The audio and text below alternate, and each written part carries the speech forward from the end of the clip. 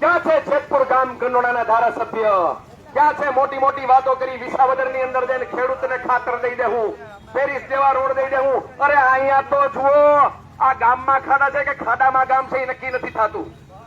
આ મોટી મોટી વાતો કરતા મોટા મોટા વચનો દઈ અને ઘર ભેગા થઈ ગયા. મોબાઈલ સ્વિચ ઓફ આવે છે, ગાડીના કાચ ચડેલા છે. વાત કરવી તો કોને કરવી? શેરીઓ ગલીઓમાં મત માંગવા માટે આટા મારતા હતા, અટાણે એકેય દેખાતા નથી. ઓળખજો આવા લોકોને, જાકારો આપજો આવા લોકોને.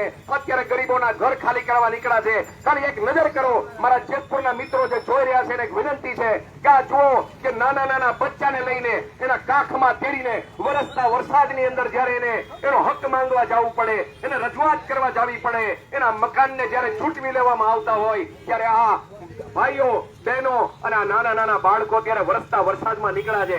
ત્યારે એની સામે જોજો, આ જોજો, આજે આનો વારો છે, આવતીકાલે કદાચ આપણો વારો પણ હોય. આ લોકોને ઓળખજો. 32 સીટો ચૂંટીને તમે મોકલી છે અને તમને શું આપ્યું? તો કે રહેવાના મકાન છે. તમે નવા મકાન આપી નથી શકતા, તો આજે રીએ છે